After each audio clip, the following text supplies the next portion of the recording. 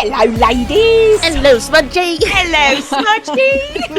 I thought it's been a while since you mocked my heritage my accent, so I just thought I'd, God, honestly. We're just jealous, really. A bottle of water. Bottle of water, right, that's it. Happy day after Thanksgiving, that's when we are recording this, so happy day after Thanksgiving. Black Friday. Oh, yeah, Black Friday. Oh, I love how my brain goes to drop day, not even Black Friday. Yeah. It's actually kind of perfect, though, right, if you think about it, because today we are recording the second episode of Moanumental Moments. We are numero dos. And not only is it our second Moanumental Moments, it's the second time we have interviewed this fair gentleman from that there Isle of England.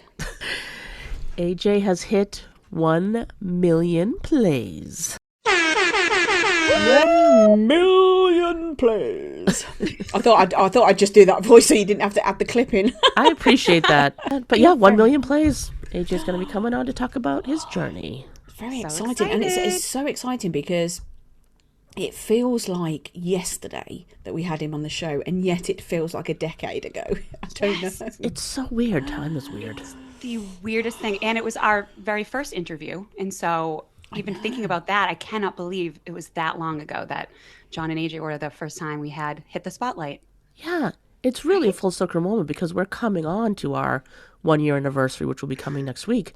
Yes. Like, it's such a full circle moment. So I'm excited to talk to him about his journey to 1 million. It's been a little different than John's. He's had some ups, he's had some downs on this journey. So looking forward to covering it all. Talking to him about all of it. All of it. AJ never planned on being a voice actor. TikTok basically shoved him into Quinn's inbox after everyone lost their minds over his voice. And honestly, fair. The man could read a grocery list and make it sound like a plot twist. He's a wildly creative musician and filmmaker, a proud advocate for sexual freedom, women's autonomy, and animal welfare, and the kind of deep thinker who'll drop unexpected wisdom mid-banter.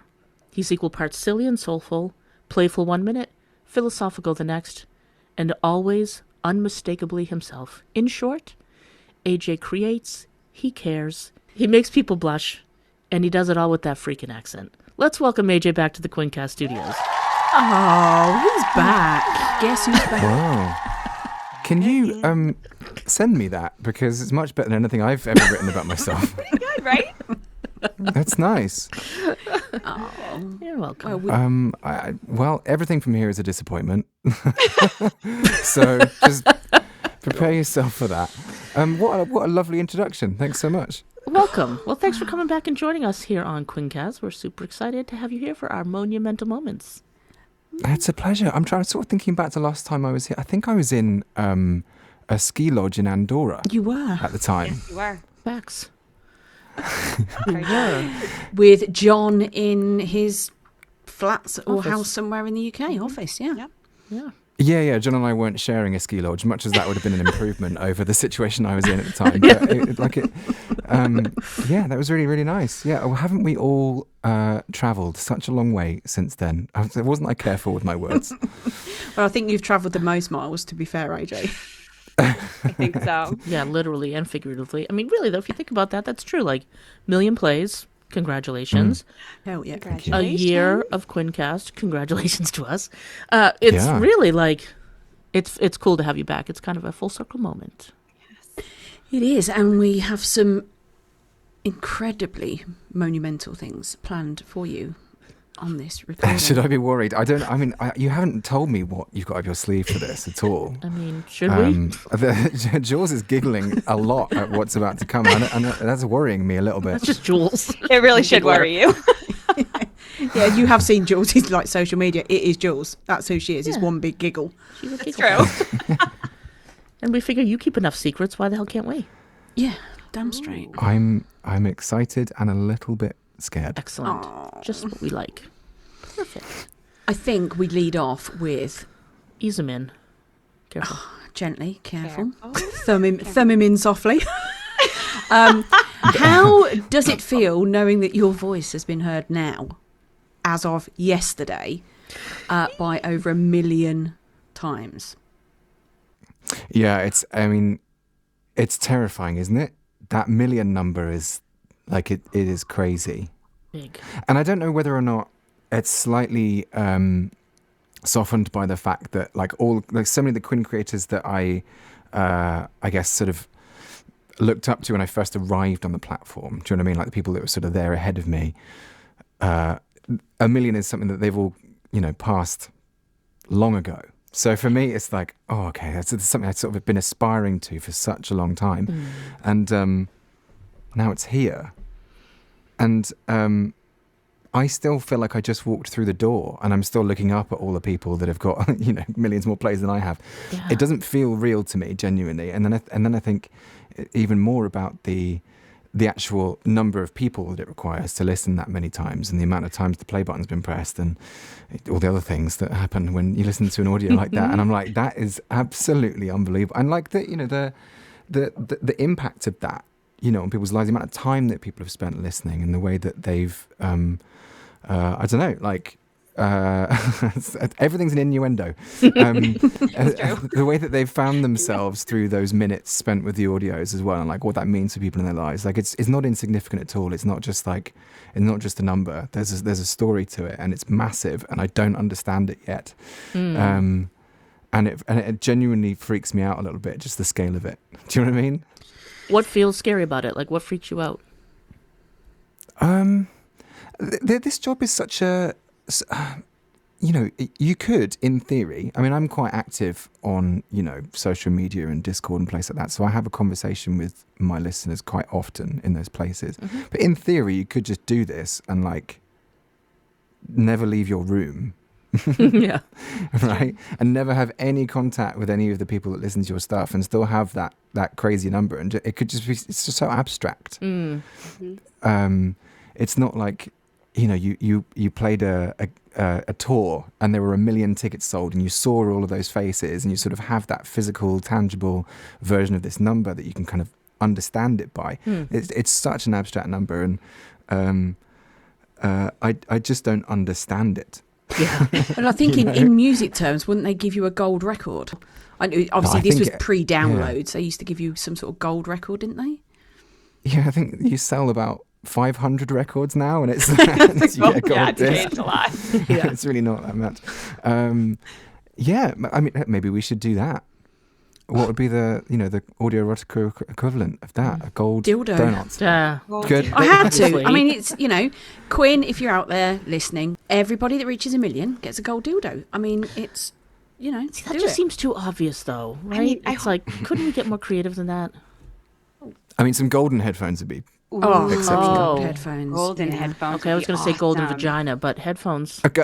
Yeah, I think headphones is a little bit better. Speak for yourself. Gold fleshlight. Yeah. Oh my God. Now you're talking. A gold fleshlight. You end up seeing them like on eBay the next day. Oh, yeah, I would be eBaying mine immediately. Right? I'd be like those YouTubers who give away their gold plaques and like, take it. See, now my gold record didn't seem so stupid, does it? No, it's a genuinely great idea. I'm going to email them tomorrow. I'm not. But No, not. TM. So how long did it take you to hit 1 million? Maybe 17 months. Yeah. Something like that? Yeah, it'll be 18 months next month. Can you remember back to like the night before the first drop and what that was like for you? Yeah, I can. I know where I was the exact moment that it went out and like what I was doing. I was running the sound desk at a music festival at a small town in France. They do, really? And they do this music festival all over the country. It's like the Fête de la Musique. It's literally like a national music festival that runs. It's basically around like the longest day of the year each year. So I was running the sound desk for that in this tiny little ancient like 12th century town square. Wow. Oh my God. And I was literally mixing this French band, and they were quite bad. But it was kind of interesting. They were sort of strange, like sort of quirky bad.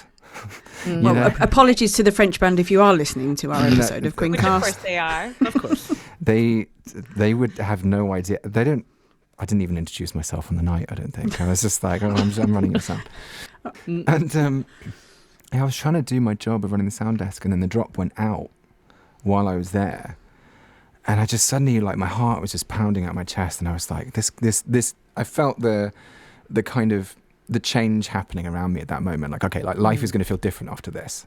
You know, I'm going to be sort of thrust in front of a new audience, and things are going to be noticeably changed for me once this happens. But I wasn't able to kind of experience it beyond that I had to know that moment of just seeing it go out. I had to wait till I got home. You know, I didn't get home until like 2 a.m. I was like, I run, you know, like 5 bands on that night, and there was a storm. It flooded, and like all the gear got wet. Oh my God. And then like I got home, and I was like, okay, what the hell is going on? I looked at all the comments. I was like, oh shit, this is crazy. And like I had a DM or two from a couple of different Quinn creators who'd reached out, being like, hey, new guy. Hey, new guy. Which was cool. But, you know, like, it's changed so much since then, hasn't it? Yeah. Oh, The whole Big vibe time. of everything has changed. When that drop happened, and this is like a silly question, but I'm curious, like, how were you refreshing your phone? Did you get a notification? How did you know the drop actually happened? Yeah, I was refreshing my phone because I didn't. Okay. It was a bit more. I want to say lo-fi back then. Like these days, like we get notified when audios are approved, and sort of, you know, can select drop dates and stuff, and it's great. Like, so I can sort of plan things and tell people I'm definitely dropping on a particular day. I don't, but I could in theory. Of course. Which is good. But if I, you know, like the Halloween one, like I prepared like a little animation that I made, and I wouldn't have done that like a year and a half ago because I wouldn't have known for certain if it was coming out a certain day. So like my first one, I genuinely didn't know if it was even properly on the way. Like I didn't know. Oh, shit. You didn't get the green tick? Is that what it is, right? The Yeah. green tick? Yeah. There's no green tick then? No green tick, nothing. Oh. And like I didn't really know how drops worked. And I think, you know, maybe even from Quinn's end, it was a bit more manual then as well, because like the drops would take maybe a couple of hours to actually fully arrive on the day. You know, you'd get some in the first batch and then some in the second batch, and they sort of arrive a bit later on. So I was just refreshing my phone, like, is this happening? Wow. but unlike It's some weird. creators, you already had your social, you know, Discord, and you know you had like a following. So some audio creators, they just wouldn't have that. They wouldn't have the Discords or the Patreons or etc. They just drop and go into the Quinn comments. But you had a vast, you know, array of socials where you were receiving other feedback and other comments. So how did that feel when you were like with them? Yeah, I mean, it's generous of you to use the word vast. It was Quite generous. All right. it was quite modest at the time. I mean, it still is these days compared to quite a few people on the platform. But like, I only had basically just over 1,000 TikTok followers when I joined Quinn. And it's funny because I feel like sometimes when there's conversation around where people join Quinn from, they talk about some people who have been kind of sort of discovered through TikTok and stuff, and I quite often get included in that group. And I just feel like a bit of a fraud in that group because they're sort of surrounded by people who've got like hundreds of thousands, like maybe even millions of followers. And I'm like, I only just got permission to go live on TikTok. Like, I had 1,000 people following me. So I don't really know what gave me the right to call myself someone who had a following at the time. It felt like every single one of those people was interested though, which was quite interesting. Yeah. And the Discord was in its infancy. And it was maybe like, I don't know, 80 people in it? I can't really remember. There was a couple of hundred. I Really? went back and checked. Yeah. On your first drop. Yeah. That's more than I thought. Wow. That's crazy, isn't it? What was everyone doing? I mean, Yeah, why were we there? Waiting for the drop. Well, if right now I asked you, would you be able to answer the question, what is book talk? It's just people reading books, isn't it? That's it. I mean, very surface level answer there, AJ. Well, I mean, I didn't, you know, I kind of, I brushed the atmosphere of book talk, didn't I, around that sort of time, like a dangerous comet. Like, is it going to collide or is it going to just bounce off and go off into space? And like, I kind of did the latter in a way. Like, I occupy maybe a distant orbit around Book Talk these days, but it's still its own thing, and like I don't really know what happens there. I have no idea. I don't know. I don't read. We're audio people. Of course we are. Yeah. I thought it was all about fantasy books and things, and then all of a sudden you popped up and was like, "What's Book Talk?" And I genuinely had to Google it myself. I didn't know. I didn't know. I had no idea what Book Talk was back in the day. I'm the same. I thought it was just people who had read book clubs. Right. Not that kind. But yeah, I truly did. So when did you sort of, after that first drop, was it immediate where you thought, maybe this isn't going to be this little fun side thing? Yeah. I mean, when I sort of realised that the hours I would need to spend to deliver on a weekly drop as well, I was like, oh, this doesn't really work for me. It's just like a background task, this requires some effort and some real attention and some creativity, which I'm grateful is still flowing, but like finding that was tough. Actually, I remember I felt much more panicked about my drop schedule for the first kind of 6 months. I mean, I had like a little notes thing, and I was like, okay, these are my ideas, and like I sort of had like rough draft scripts and stuff that I'd sort of spend a few minutes a day working on and piecing them together. So I wasn't going into a drop week being like, I got nothing, like I'm screwed. I got like one day and I don't know what I'm doing. And then I kind of gave up on that, and then became quite comfortable in just being like, oh, I don't mind winging it a little bit. And I think part of that comes to sort of finding my voice and feeling more comfortable and not hiding behind the concept so much, and just sort of being myself through it. But yeah, that whole process of realizing that it took up a lot of my time, was like, I can lean into this and I can make this a real priority for me, and I can sort of really engage with it and lead with it, or it's not going to work for me. So I did that. And I'm glad, because I think this is one of those things where the more time and the more energy you put into it, the more you get out of it. It's a privilege to be able to do something that kind of exists along my other creative endeavors and like doesn't get in the way of it. Yeah. Well, you are a bit of a technical whiz. What was your biggest challenge doing the audios? I think realizing that a lot of the things that I knew about music production didn't actually translate to voiceover production was a learning curve for me. Yeah, I like obviously there are things that do translate, and I probably am able to find solutions to things more quickly because I have like a back knowledge of this stuff. But there was an element of like, oh, I can do this, and then realizing very quickly, oh fuck, like I like, oh, actually that was stupid. And relearning some things, which has been fun. And I genuinely feel like I'm still figuring that out. I feel like I've changed my mic selection like 50 times this year, and I always come back to the same one every single time. But like, I'm like, can I do this better? So back then with the first drop, or like when you just started on the Quinn journey, what did success mean to you then?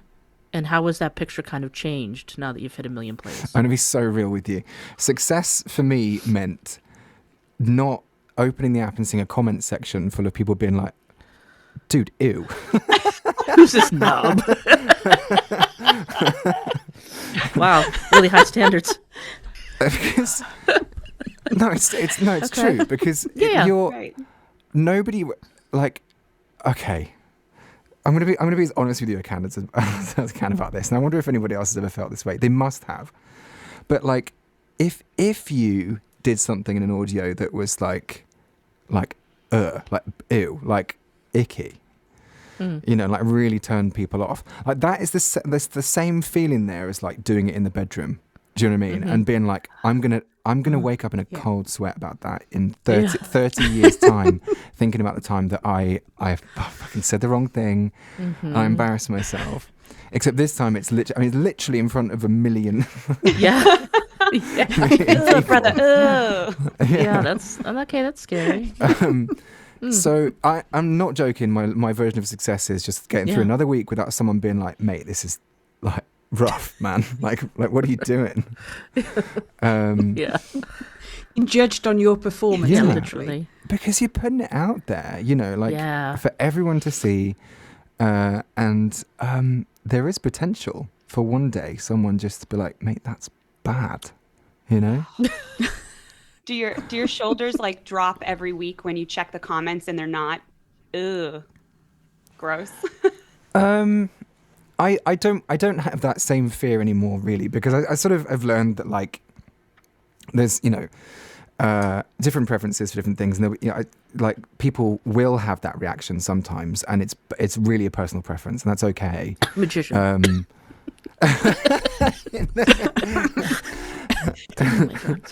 I will stand by that audio till the day I die. It's going to my gravestone, that one. Like I love that audio. I know, and a lot of people do. I was just giving you shit. I don't know why they do, but they do. I think Everybody else is wrong. the thing about that one is that I knew the character in that one. Like the whole point of him was that he was kind of cringy.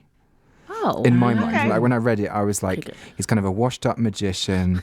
His act is like no one's buying it. Like he's kind of shit. He's kind of shit. So it's like David And Blaine. I was no, worse. I was because circuses are really popular here in France. They still do circuses all the time, and I was sort of imagining like a proper traveling circus magician, kind of rubbish. And I may have leaned into the cringe a little bit too hard on that one. Or you That's could have okay. just called it the cringy magician, and we would have all known from the beginning. The cringe magician. Can you do name changes? But then the script is so sweet, and he loves the assistant so much. He's just besotted by her completely, and like I thought that was really, really lovely. And she's just accepting of him, even if he is quite tragic. And maybe that's the lesson there for some of us who can't be as accepting of him. Right, Just that's saying. it. I mean, Jules. you're just trying to guilt us out. Hey!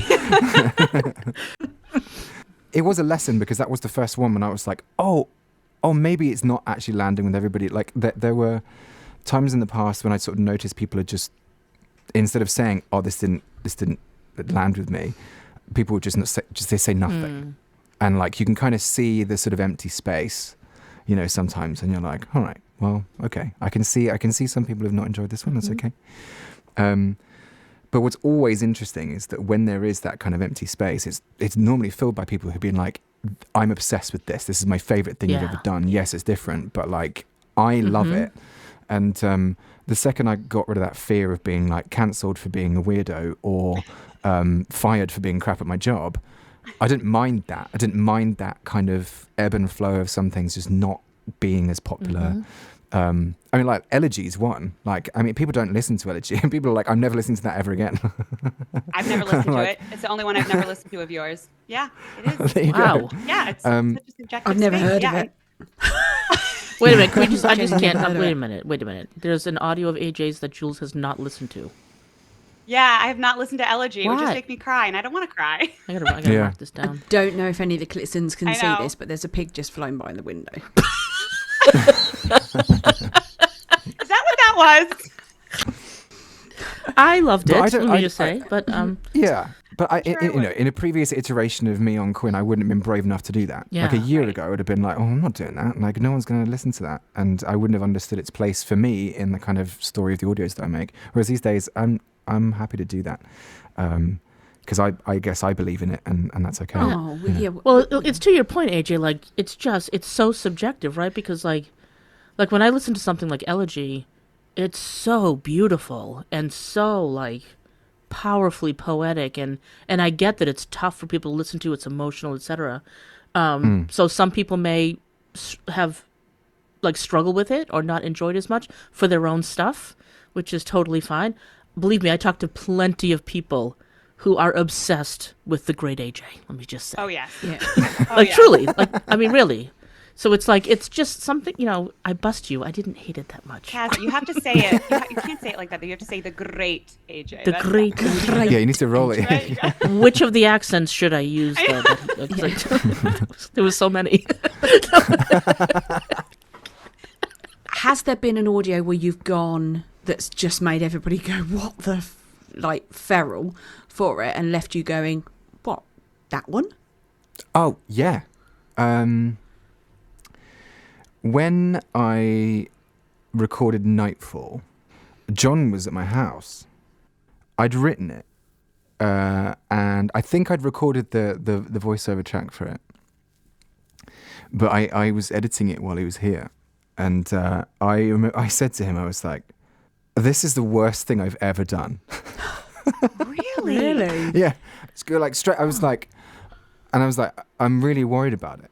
Like, I think people are going to realize that I'm, maybe like a fraud or like, do you know what I mean? That feeling of like, they're going to be onto me. They're going to realize I'm not good at this.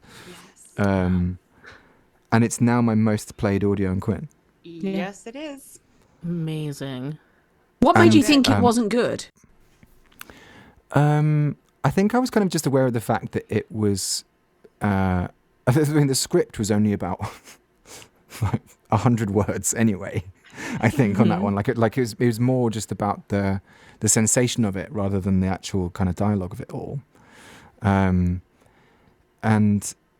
that scared me a bit. And it just felt so, I don't know, so empty. Right. And like that's kind of a scary place, I suppose. Sometimes is like there's nothing to hide behind in Nightfall. I just wasn't really sure whether or not it was going to work. Clearly, it did. Big time. Yeah, I mean, 39,000 plays. Yeah. As of the time of this recording. Yeah. Wow. So you didn't think it was going to work, and now where it's approaching 40,000 plays, can you reflect back and see like what is it about it that actually did work that surprised you? I think I'm going to have to. I'll be honest with you. I haven't listened to it since I delivered it. Okay. Mm-hmm. I've put a little clip of it into the Million compilation audio, which came out today, but I didn't. I sort of didn't listen back to the whole thing, mostly for fear of like cringing myself out of existence. Because I do that when I listen to my own stuff. I listen to it. I'm like, oh fucking hell, I'm so bad. Like, and I don't know why I feel like that. Yeah. I'm sure everybody does that. They're like, is this it? Fucking hell, people are paying for this. But like my experience of being in those situations is that those are when you kind of actually you pull something out of your heart that's been waiting to come out for a while, because you're not looking elsewhere, and your creative energy is just like, oh, here you go, here's this thing. Like, thank you. Or at the time I was like, is that it? Fuck, I'm gonna get fired. So maybe like the real big takeaway message for you is, I mean, for any artist, right, is to trust your instincts more and to know that you don't have to over deliver in the content to have an impact. Maybe, yeah. I think it's a big lesson. And I think the other big lesson is that like you will go through this process of hating your work. That doesn't mean that other people will feel the same way about it. And actually my experience is for the most part that when you are most down on something, it's because you don't understand it yet. And like your audience will understand it for you. Yeah. And that's pretty powerful, I guess, in a way. Yeah. And I don't know if you've seen all of the comments about Nightfall just in all the various spaces, but people also use Nightfall as a sleep aid. Did you know that? Yeah. Yeah. I mean, it makes sense, but and so people like really connected with that part of it too. So. I use the magician as my sleep. With the volume all the way down. You have to do the magician too now, just out of complete spite. You have I'm going to. Right? No, people are like asking for it. I see you, Scary Mary. Yeah. I want to. I think you have to. Now. I'm going to go write the script right after this. But then if you get a script, have you ever got the script from somebody else and you've read it and you've gone, I don't think I can say that? Or you've had to practice it before you go in the booth because it's something you've never said before? Yeah, and actually, I know we've talked about it a lot this evening, but the magician one, there was a lot of stuff in there. He gets quite feral towards the back end of that audio, and it's sort of quite otherworldly, like the lightning striking, and it's quite full on and quite powerful. That was something I'd not done performance-wise before that, which is why I loved it, because I was like, this is such a new color palette for me vocally to Yeah. like try and I was like, I didn't know I could do that, because I'm normally I rely on the sort of breathiness or the sort of intimacy or the proximity of my voice a lot of the time, whereas that was like literally in the script it was like, he growls ferociously, and I was like, what, me? Yeah. So that kind of surprised you, the kind of having to like get off the breathy and do the growly thing. Does a line stand out that you had to say that was like so filthy it made you blush? It was the same week that John was here that I was writing the script for the Stolen Lovers script. Ah, okay. And I called it because he was just like, I think he was having a cup of tea, and I was just sort of sat quietly on the sofa, and I was like, hey, can I show you this bit of the script and you tell me whether or not this is too insane or not? And he just looked at it and he sort of read it quietly. He was sort of nodding, sort of his hand on his face, and he's nodding. And he just looked at me and he goes, it's fucking brilliant. And I'm like, okay. And it was the line, I can't remember exactly what it was, but it was just like, it's something about a bag full of cash. Where is it? Maybe I could try and find it now. Oh, fuck me, look at that. Oh, the only thing more beautiful to me than a bag full of money is a nice, wet, juicy cunt. That is filthy. I cannot believe you said that. I can't believe I said that. I mean, I think I need to end the interview here. I'm mortified. Well, Mortified and moist. So anyway, as you can imagine, I would have had to have a few practice runs of that line. I couldn't deliver that in one go. Yeah. What's your favorite AJ audio? I don't know that I've ever... My favourite AJ audio isn't on Quinn. There are other audios out there, right? Something about 9 minutes and 30-something seconds.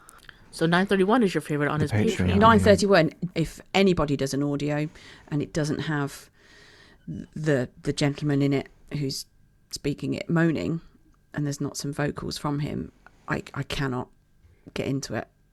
I'm all about the vocals, and that was 9 minutes and 31 seconds of hearing a man just vocalize his pleasure and nothing else, and the moans. It was just incredibly powerful in a very erotic way. That's very kind of you.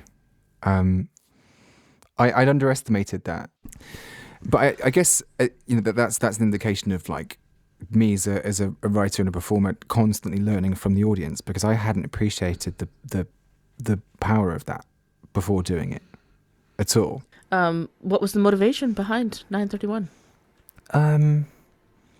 I think do you know, I can't really remember, but I think it was as a result of doing the test for mono stereo. Mm-hmm. And that was a process of recording just a moan track with a narration track over it, which could then be separated. And then it was people just saying, oh, hey, can we just get the moans only, please? Can you just shut the fuck up for a second and just like You want to hear give you us the talk? moans? I think that was the order it went in. But the principle being, this is like, there's no dialogue at all. And like, you just purely are immersing yourself in it based on, the sounds that the person next to you is making. And like... Mm-hmm. Because in a lot of audios, we're told the scene. You set the scene. Yeah. Sometimes a little bit too long, 25 minutes, a bit too much. But we're immersed within something. Yeah. That broke it down to nothing other than our imaginations picturing everything. We weren't given a scene. There was nothing to say that what you were actually doing. Obviously, we knew. But Yeah. it was so immersively vacant of anything else other than you and the sounds. That's why I connected to it. Yeah, I think it's similar smudge, like because there's no storyline, right? It allows your head to be completely out of the picture and you're just in your body. Yeah. Right? So you're just the physical reaction to the sounds that you're hearing. There's no story to distract. I mean, stories are great in a lot of the audios, but I think that one hits so well because you're so fully immersed in your body. Mm-hmm. I think what's really interesting about that as an idea, though, as well, is that when I was performing it, I did at least have some sort of vague concept of like, okay, here's the sort of foreplay of it all, and then here's maybe where the penetration might be happening, and like there is kind of still like an idea of what the events are, but they're just implied, and I wonder from a listener's perspective whether or not that actually translates to the listener. They're like, oh, like this is when that transition happened. Yes. But that's what I mean. Like you, it does. you it's interesting. feel the journey, right? More than having to connect the head and the body. So it absolutely takes you on a storyline, but it's so visceral and not mental at all, which is why I think it's so impactful. Interesting. It reminds me of some classical music pieces where it starts off, you know, with the strings and the really light, you know, billowy sounds, and then it builds up to this big crescendo. So it was immersed in sound, and I could feel it building up. So Yeah. You can apply your own interpretation to it fully. Exactly. And I think it's interesting that you're talking about classical music, because I was just about to talk about reverie and how that's kind of a similar thing. Like you're not actually really told what's going on physically in that or where you are or anything. It's kind of like 9 minutes 31, but music accompanied or music led, I suppose, in a way. Yeah. It's an amazing feeling that when it happens, you know, I don't often have that sensation myself. And like I've had to kind of do other things to get that feeling of being completely disconnected from my brain and just fully experiencing the body. And it's for me, it's, you know, I fell in love with like sauna and stuff when I was on my trip. You know what I mean? It was like that feeling of just like separating myself from my thoughts and all those things. And I felt that transformation that way. But yeah, God, what a powerful thing. I mean, it's just, I didn't know that really until right now. So thanks for telling me.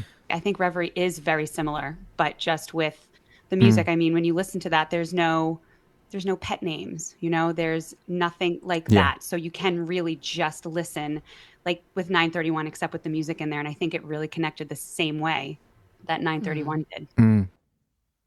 Yeah, it was kind of one of my favorite movies ever in my sort of emo years was Meet Joe Black.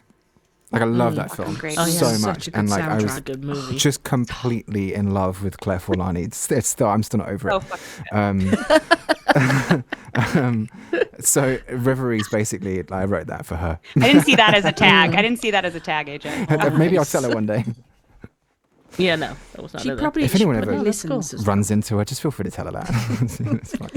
And I just want to clarify once again, if people are listening and you're going through AJ's catalog on Quinn, you're not going to find 931. No, it's a Patreon exclusive. So yeah, I mean, look, I might take this as an opportunity to do what I've been promising for ages, which is do a Quinn version of it. Oh, yeah. But like John did one recently. Less is more. Yeah. So I will forever be the guy that once again copied John.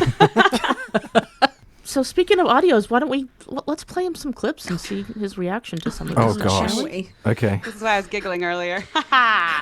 Okay. Here we go. Oh, so you've been waiting for this too. You wanted this, didn't you? You've always wanted to control me. Here I am with my tongue inside your cunt and your legs around my back.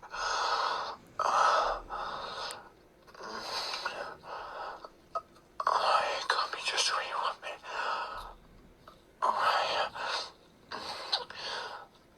Yeah, put your hands around my neck.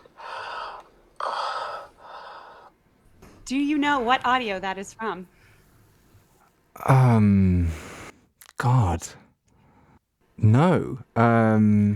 It's the first audio that you said cunt. Oh God. Did I say that in Bound by Desire? Yes, but that was way later. Yeah. What? You should know the first audio you said cunt. I don't. I can't I really believe don't. I can't That's a remember. milestone. It should have been called For Smudge.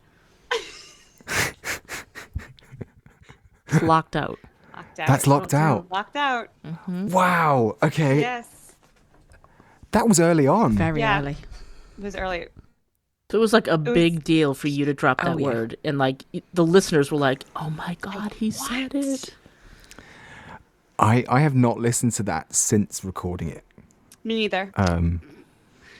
You're such a liar. Wow. Yeah. That's interesting. Because that sounded when I was doing the compilation stuff for this week's drop, and I listened to some of the really early ones, like sort of singer-songwriter and morning aftercare and stuff like that. I was like, oh, what a baby! Sounds like a baby, you know. But that clip you just played me then, he does not sound like a baby. No. He sounds all grown up. Yes. I think that was why it was so well received. Yeah. And I remember that everyone like was losing their minds because the tag said no aftercare, and everyone was like, what the fuck? What do you mean? Yeah, aftercare king. She just bailed. Yeah, she bailed. She's just like, fuck you, I'm out. Bye. I'm going to do that again. That was great. I loved that. I loved it. I never Part thought two. I'd hear you say it in an audio, to be honest.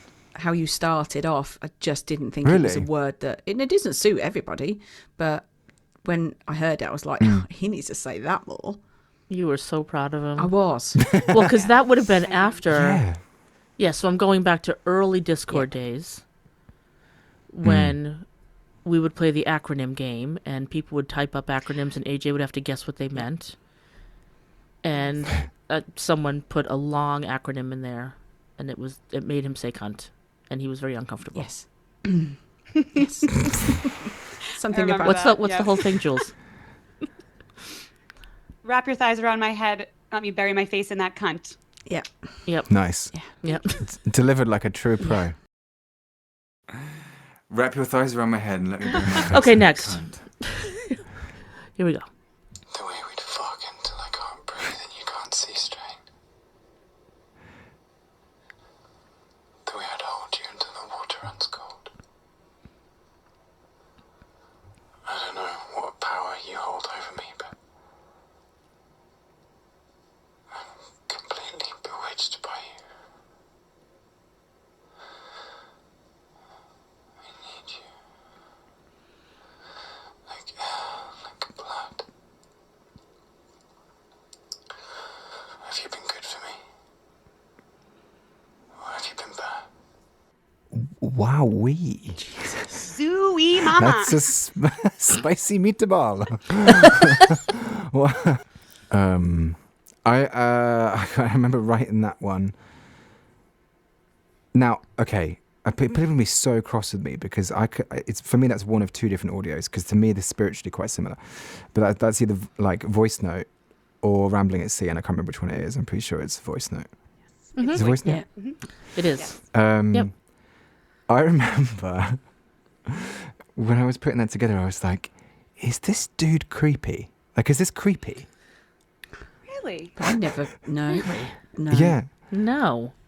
And like, Never. for the record, I don't think it is. No. But there's a little bit in the back of my mind where it's like, this dude's like, he's like, breathing down the phone could very well be like considered sort of creepy. It's like there's a fine line between it being hot and it being weird. Yeah, I don't think it was ever taken as weird. No. Just hot. No. Yeah, just hot. Well, you see, you're getting an insight now into the level of concern about whether or not it's going to be. Is this the week that people are like, dude's so unattractive, I'm never listening to him ever again? Dude, we need to put you on a register. Yeah. Yeah. I mean, really, what we're hearing though is just, truly how much you care about what you create, because you're, to be that worried about how it's going to be received just shows how much you put into it. Because if you dialed it in, you wouldn't give a shit how it was received. And I think the format of the voice note specifically is an interesting one because it's like it's a one-way delivery of dialogue, and then it makes you think about is the person listening to it consenting to receiving it, and like there's like all of those things that made me just think like is this creepy or is this hot? Obviously, I landed on the fact that it was hot, otherwise I wouldn't put it out there. Right. But it's interesting listening to it back because there's quite a lot of dead air in there, and there's quite a lot of sort of just waiting, and there's quite a lot of suspense and tension, and you can sort of feel him growing in his sort of intensity about the way he's sort of thinking about the person that he's talking about, and that's very intimate. That, and nice job, AJ. Well done. Well done, AJ. AJ. I loved the little, like it's very quiet when you say, I need you. Yeah. Oh, It's so, like, that is so impactful. It's so powerful. Like, because he's lost in it. He's lost in that feeling, and it's not actually for her. It's actually kind of it's spilled out of his mouth, I guess. It's interesting. Yeah. And I think that's another popular one, almost similar to the 931, in that because it's a voice note, the listener has nothing to do but to just receive and listen and feel. Yes. And, we're not playing a role necessarily, like, in this storyline. So it's another one that hits. Yeah. And it's got this sort of added sort of voyeuristic quality to it as well a little bit. Because should I be listening to this person doing this? Yeah. Yes, I should. Hell yes, I should. Yes. Yeah, I just learned that there's something in the UK called dogging, and I'm like, where do I find that in the States? Oh my gosh! But I don't know who How long told have you you. been waiting to bring that up? Sweet Lord, I just learned that too. My God. I'm like, there are places I can go to where people have their interior lights on and I can watch them fucking? Like, what? For free? For anyone that didn't know, that's listen, what that is. Where is that? It's not as glamorous as it sounds. I grew up near one of the sort of premier dogging sites in the UK, actually. It was sort of notorious. What a sentence. A premier dogging I know where you're on about. Do you? Yeah. Is it near a famous garden centre? It is. I'll tell you why it's so popular, because it's where two major motorways meet on the outskirts of London in the commuter belt. So it's like there's a lot of people driving through, and I just want to be completely clear. I know about this because I grew up near it. I did not. I'm not a client. I'm not a regular visitor. I'm not sure they have clientele, but yeah, it's Yeah, I mean, to be fair, anyone can go. But it's if you were a teenage boy in that area, at some point the legend of that particular spot arrived in your ears, and you were like, oh, wait, what? And then your mates sort of learn to drive, and then inevitably start doing twat laps around the dogging site. Twat laps. But you didn't go in and like watch? Not watch. I will admit to having been there. Yeah, I've definitely. Oh, been. but you weren't a watcher. No, it was more You were just in the like car. Yeah, and it's just causing a bit of mayhem, really. Yeah. Google is Can we go see some of these, Smudge, when I come visit? I might. I'll probably have to Google where any of them are, because I wouldn't know. whatever. Let's just sure. go anyway. We'll go in your car. It'll be like recent places. Yes. Yeah, you guys can go and have a QuinnCast offsite. It'll be great. Right. Are there live cams? No. There should be. I'm not a voyeur at all. Anyway. I can't wait. I'm so excited. Anyway. Okay. Oh, we do have one more. Here we go. Let go. Let go. Let it all go. 10. Come with me. 9. Come with me. Yes. 8. Yes. 7. 6. 5. 4. Fuck. 3. Fuck. 2. Yes. 1. Best edge of all time. Hi. Oh, there's Don't more. panic. Jules picked Have this. Tom. Everything's going to be okay. I do have some difficult news, but I promise you'll be just fine. You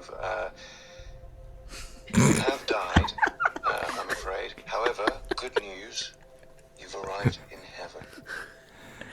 My name's Tom York. Yeah, you've heard the rumors down on Earth, I'm sure. Yes, they're all true. The only voice you hear in heaven is me, so lucky you. No more AJ though, so yeah, there's that. Probably not a big loss, but Oh, Tom York, comedic I mean- genius. What a guy. Do you know which audio that is? Oh, of course, yeah. Like, it's the end of the world. That was such a fun audio to make, and like, I have to tip my hat to Tom on his delivery on that one, because it was so funny. I mean, so funny. And I remember sending good. him that little bit of the script, and actually being quite worried that he'd think I was like really just being quite rude and taking the piss out of him. Really? Like, because I didn't know him very well. I mean, I think by that point I'd met him and realized that he's just like the sweetest guy in the world, and like just he's everything you imagine him to be and more. He's just the best. I'm in love with him. But the thought of writing this version of him where, first of all, he's God, right? Obviously. Of course. But he's also a little bit insecure and a bit jealous and a bit lonely and like, a little bit bitter. And like, I didn't know whether or not he was going to find that funny. And, being a bit meta where he's like, listing all his audios and how many plays they've had and how he's, the ninth most listened to creator of all time on Quinn. And I didn't know if he was going to be okay with that, because like, it's sort of quite embarrassing, to deliver a script like that. But he took it and he delivered it 100 times more hilariously than I could have ever imagined. I mean, it's just perfect. It was hilarious. So good. Oh my God. Well, just like the change going from what was going on to all of a sudden it's like, oh, hey there, everybody. Yeah. And I just remember the shock, like listening the first time being like, wait a second, what is happening? It was so good. It was so good. He's a great sport. The good news is there's no more clips. You don't have to sit and listen to yourself being breathy and moaning anymore. It's fine. No. I'm quite impressed. I'm quite impressed by myself. I'm going to admit to that. I'm like, that's okay. Good. I'm like, maybe I should get over this fear of listening to myself and just give it a go because it's all right, isn't it? It's quite good. It's really good. You just hit 1 million plays, so everyone else thinks it's pretty fucking good too. Yes. So, tell us a little bit about the audio that just dropped today. It's my first million is the audio that came out today, and it's a little compilation of arrivals, just because I thought it'd be a fun way to measure some of the distance that we've all travelled over the last 18 months almost, and to look back, and for it to still kind of do the job of what it's supposed to do. Because if it was just like, I didn't want it to be like one of those like Simpsons end of seasons compilation episodes. You know what I mean? Where you're like, oh, this is an episode, but it's not really an episode. Yeah. I still wanted it to be effective, and I imagine by it being, an orgasm compilation that the people are still going to get the job done, That's right. We'll let you know. Hell yeah. We'll let you know. Yeah, I forgot it was drop day actually. Bye, Jules. No. You can all finish this chat, right? See you later. Bye, Jules. I mean, what would you have done if you didn't hit 1 million by drop day? I had a real panic because Yeah. the I'm sure they won't mind me sharing this bit of information, but the Quinn team take a few days off for Thanksgiving, so that they require that we are a bit more organised and get our drops to them slightly further in advance than usual, so that they don't have to work over Thanksgiving. Fair. So I took a little bit of a gamble with that one. Yeah, you did. I sent it off into the mist, thinking, well, hopefully by the time this lands, Wow. we've done it. And we did the day before. Thank did. goodness. Oh my Right? God, yeah. 24 hours to go. Yeah. The second you hit 1 million, what did you just freak out? Like the second it actually showed up.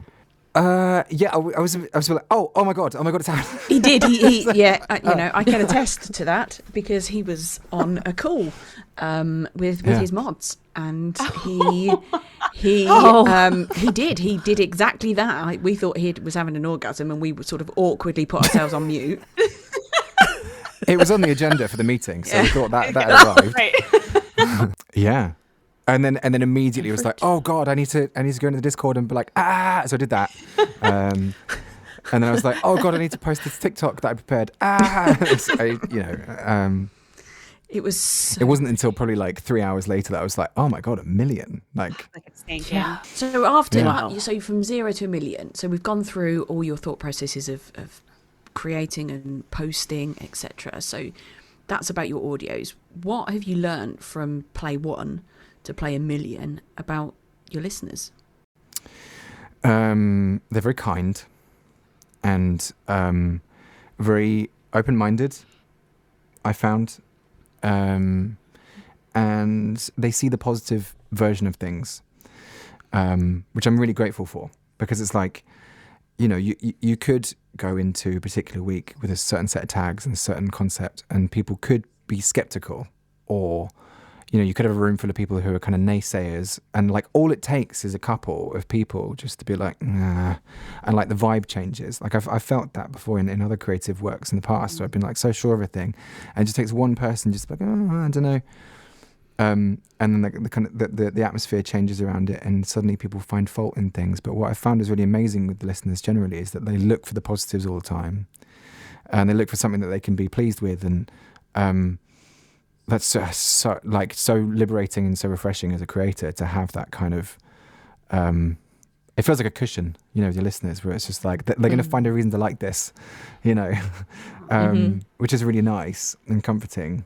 I guess I'm still figuring out what it means to be a creator in this space, and like what it means to be visible and spend time doing live streams and talking in Discord with listeners and stuff, and like I think as the listener numbers go up and Quinn reaches a more broad audience, as has definitely happened over the last 12 months with like the incredible originals and the casting and stuff that they've been able to pull off with that, like the audience has grown so much. I think inevitably like I need to be better at like adapting my style, I suppose, with interacting with my audience to fit that, so that I don't just kind of get caught into an old way of thinking, and like that's something that I'm going to just think about for the next year or so, because I've kind of been asleep at the wheel a little bit with this. So I've just been like, oh, it's still like June 2024. Do you know what I mean? I can still just be, like no one's listening, but that's not true. I still feel like such an amateur at this. Really? And really? Yeah, totally. Yeah. But I'm like, let's talk about what that means. I mean, like, people go into like other careers, and like you'll be taken under the wing of somebody who might have been doing that for 30 years to train you. Do you know what I mean? Or like you're stepping into a lineage of like centuries of history of a particular craft or field or something like that, that's developed over a long period of time. This has only been around for a few years. I don't have a rule book or like a playbook to follow for like how to be a responsible but visible and kind of accessible creator in this space in a way that doesn't like put me or anybody else at risk. And it's easy to do that when there's only 80 people in your Discord. It's much harder a year or so later when there's hundreds and hundreds and hundreds of people in there, and it's like, okay, well, how do we make sure that all these people are actually having a safe and fun time? That's something that I'm still figuring out. So that's kind of the real difference. Like when you started, the focus was really on I want to create a quality audio that people enjoy, right? Now, a million plays later and 18 months later, there's a much greater responsibility as you enter into the next million of, it's not just about creating quality audios that people enjoy, but like you're saying, it's moving in this space in a mindful and responsible way. Yeah, and I think just sort of having an eye on sustainability as well in that respect. Because we're all so excited to be part of this. VAs, listeners, everybody, we're all just like, oh my God, I can't believe how lucky we are to be doing this thing. It's so good. And sometimes that excitement can like squish it. You can kind of hug it to death. And I'm just learning about my relationship with that right now. Because it's a moving target all the time, and like my goal is to do this forever and to be around my audience forever. I don't want to be in a situation where like I've had my eye off it for long enough that I have to just suddenly go no and disappear, because I don't want to do that. So yeah, I think if there are pressures in my world at the moment, it's figuring out how to maintain this excitement and this feeling of visibility and connection, like all the things I love that. I personally love that. Like it's for me, really. Like selfishly, I'm like, I just love spending my time with my audience and my listeners. It's fun for me. But it's just it gets complicated sometimes, and well, as your audience grows, yeah. So finding a way to make that sustainable is going to be one of my bigger challenges, I think. So sustainable, not so much in your ability to create, but sustainable in navigating the space and like the relationship with your audience. Yeah. So more kind of like how to do that. Yeah, because I mean, like you said, it's, you've got hundreds and hundreds and hundreds of people in your community now in Discord alone, not to mention elsewhere. So, I mean, I imagine, right, as we've seen, the more numbers you get in your community, the higher the likelihood of challenges. Yeah, and I think it's it's sometimes about time spent as well, because I think what worked really early on, which felt really great, was like the kind of discovery element for everybody, which was like, I do a TikTok live and like people come along and it's like, oh, this is great, this is new, here I am, I found myself and I found people I belong around.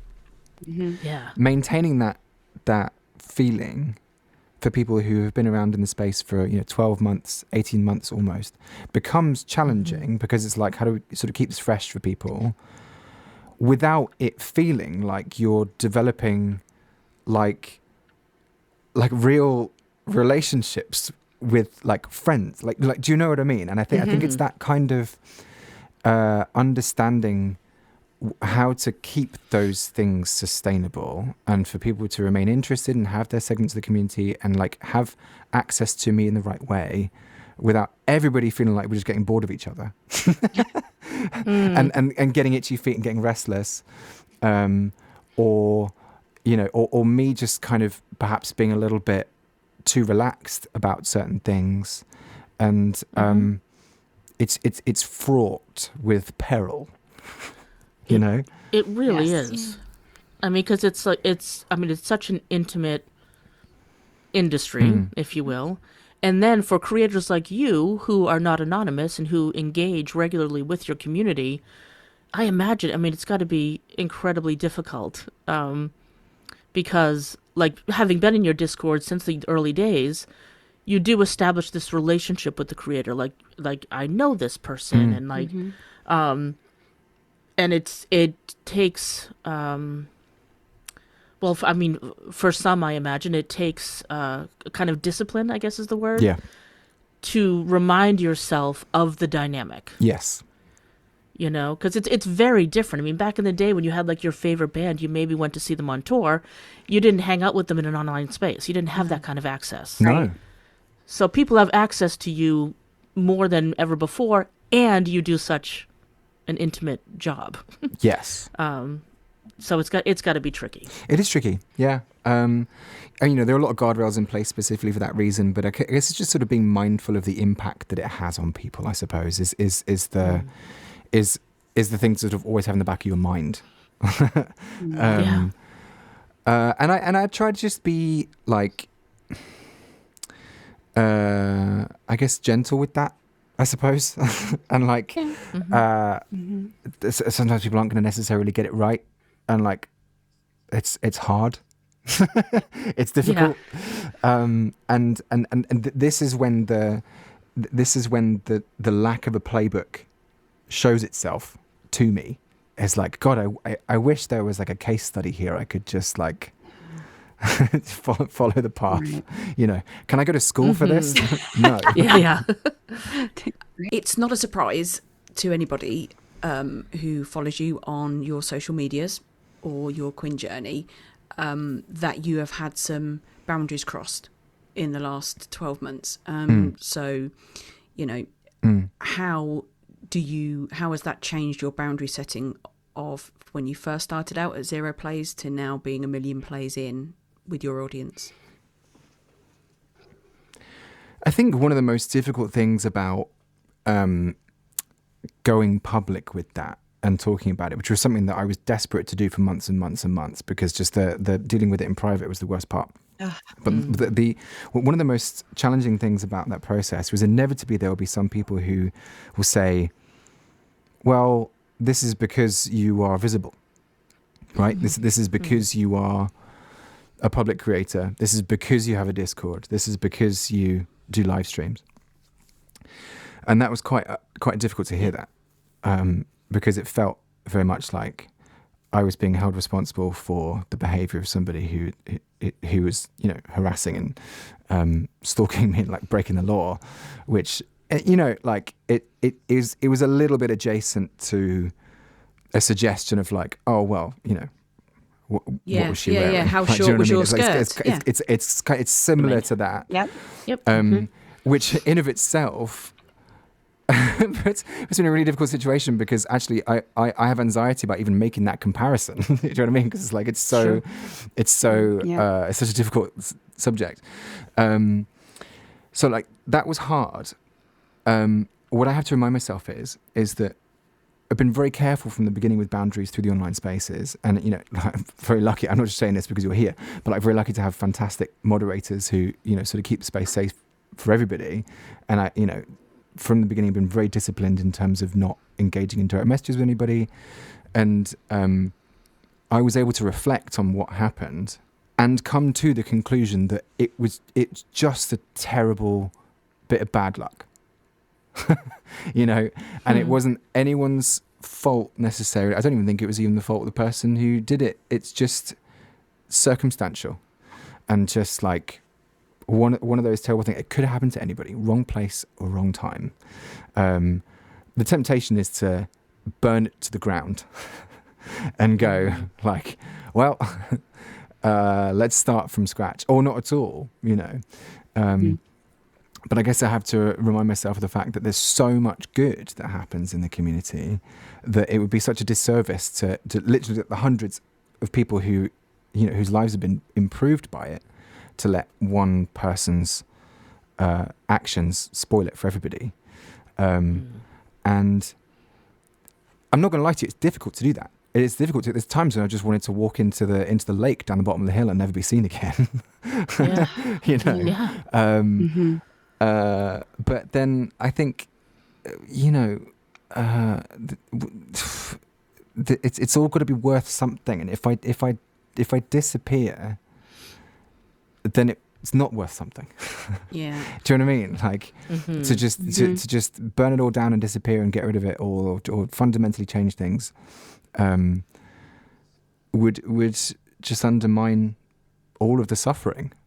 What would have been the point of that? Yeah. Do you know what I mean?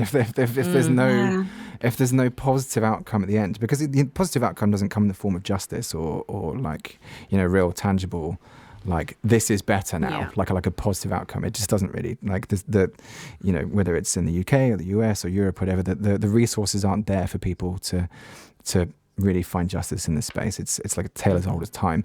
I just happen to be in the rare situation where I'm a guy experiencing it. You know, it's so often women who are on the receiving end of this sort of behaviour, and like, you know, there's a part of me that's like, oh, boo-hoo, poor me.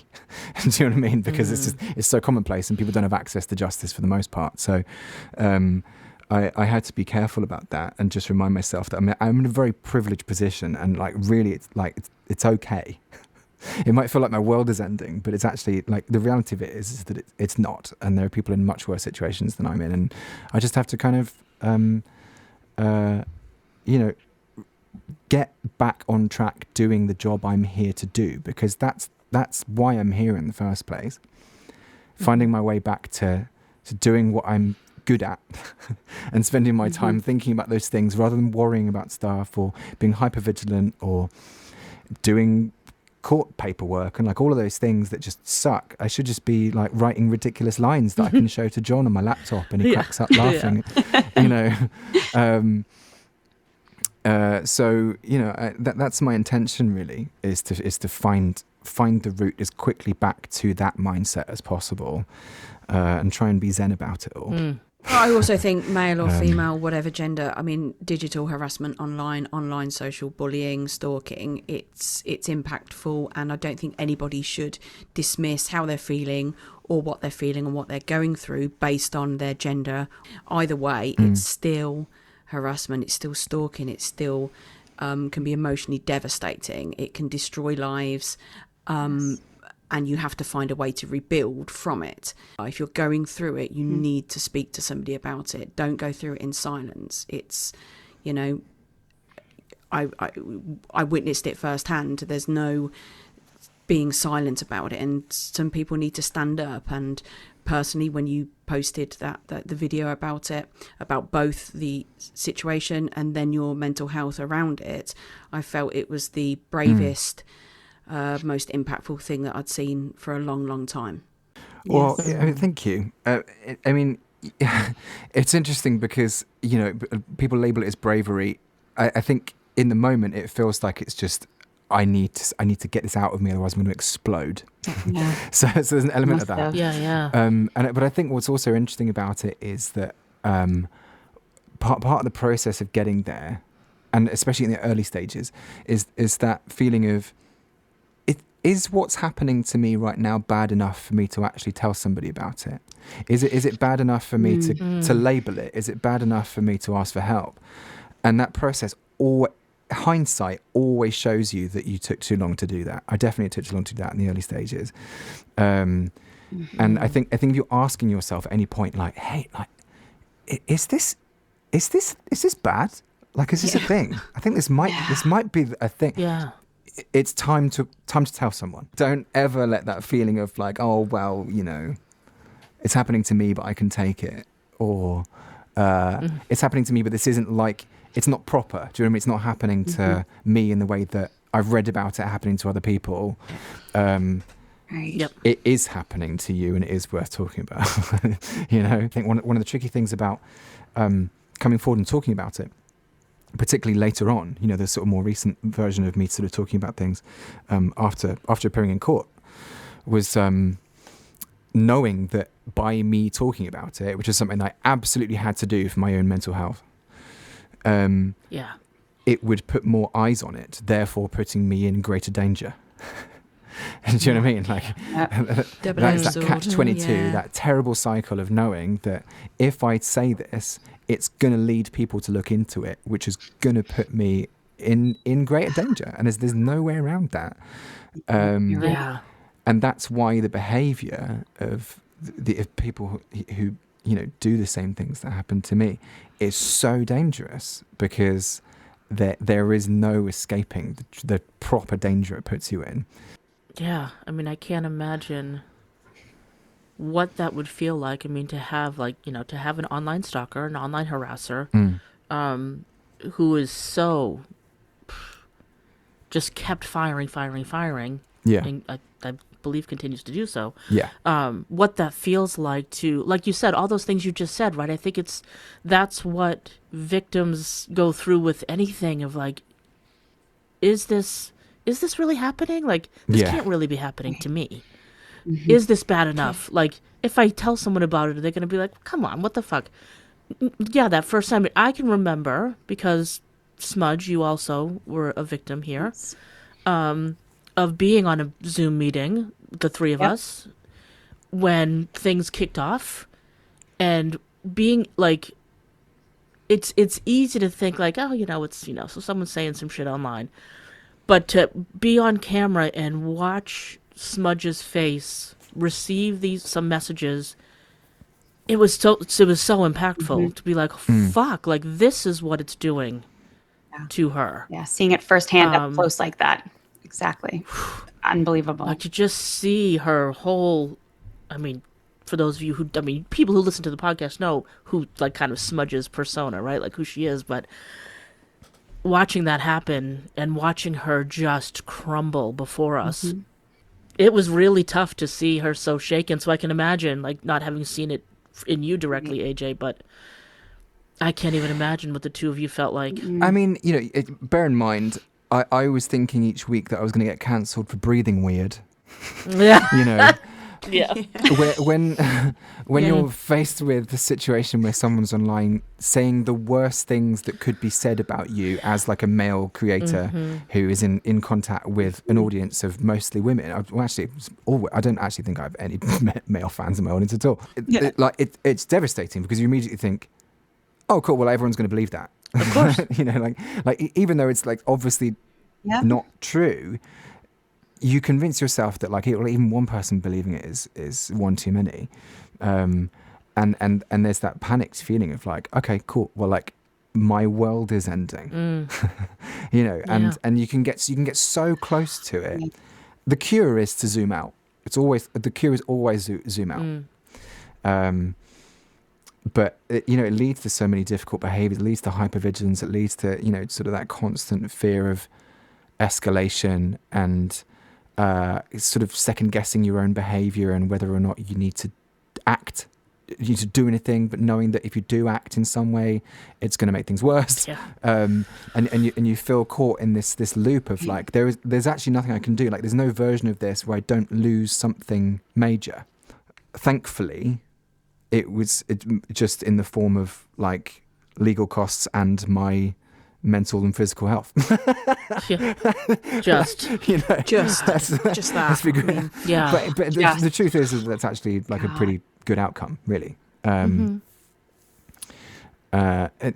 Sometimes you worry about the things that have not crossed your path. You know, the people who maybe receive messages or think things about you that you'll never see again.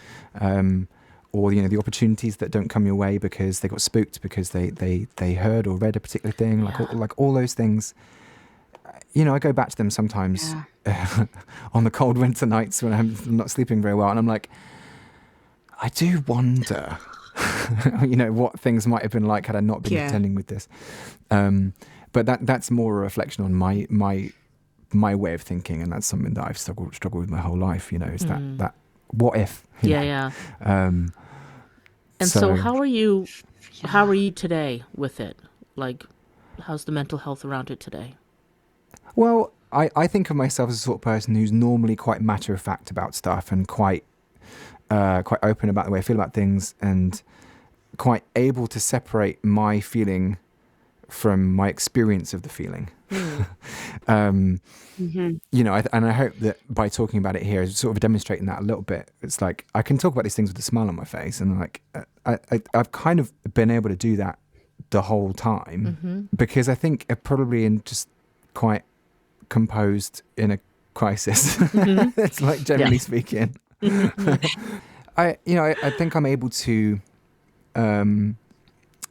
process it reasonably healthily and not let it like completely destroy my day-to-day. The challenge has been seeing the future beyond what I thought the end of it was going to be.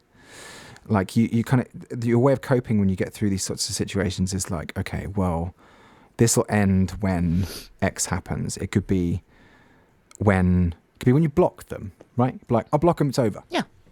Or you could be like, oh, you know, I'm going away. It'll end then. Or if it keeps going, it could be, well, I'll go to court and it'll end then, right? Sure. Or it could be, oh, well, I've been to court and like, now it's still going on and like I have this restraining order and then like they've broken the restraining order, so it'll end then. Yeah. And you sort of imagine this date in the future when things aren't going to keep going anymore. That's your coping mechanism when you're in it, is visualizing the end date. Yeah. But the problem is, when the end date never comes, it can be quite difficult to get on with your life. I've got so much stuff to do. I'm so far behind on so many things. And like, thank God people who are members of my Patreon are like, I swear to God, the nicest, kindest, most forgiving people. If I was, I'd be like, fuck you, AJ. Like this, like, fuck off. Like, yeah. but so people just like, they get it. They're cool. They're so lovely. And I'm working on getting back to square on that.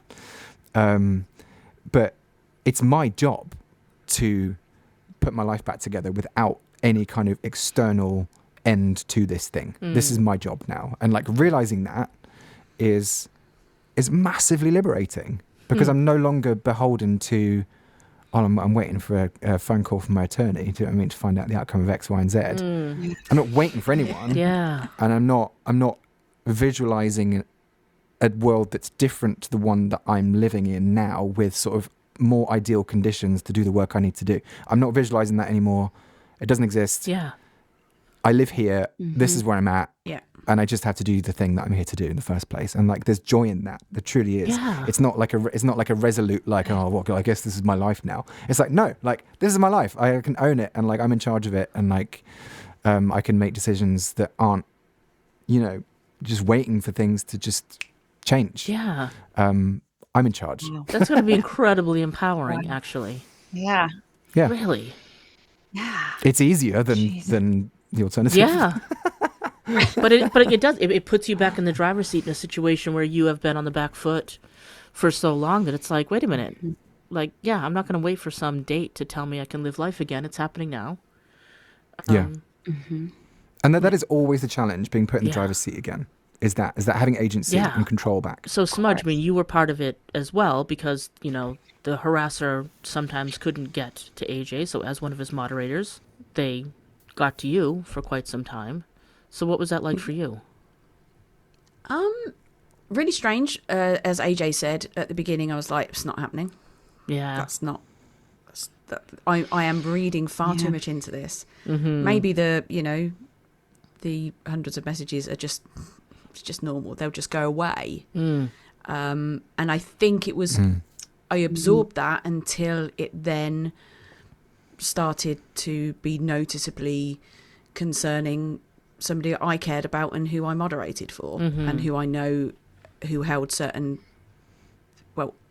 his privacy as a massive deal, and it should be. And I think only then did I say, okay, I just need to talk to somebody about it, and that person was AJ, and he was the voice of, it's okay, I hear you, and what is happening to you isn't correct, and what is happening to you is something that we need to manage and deal with.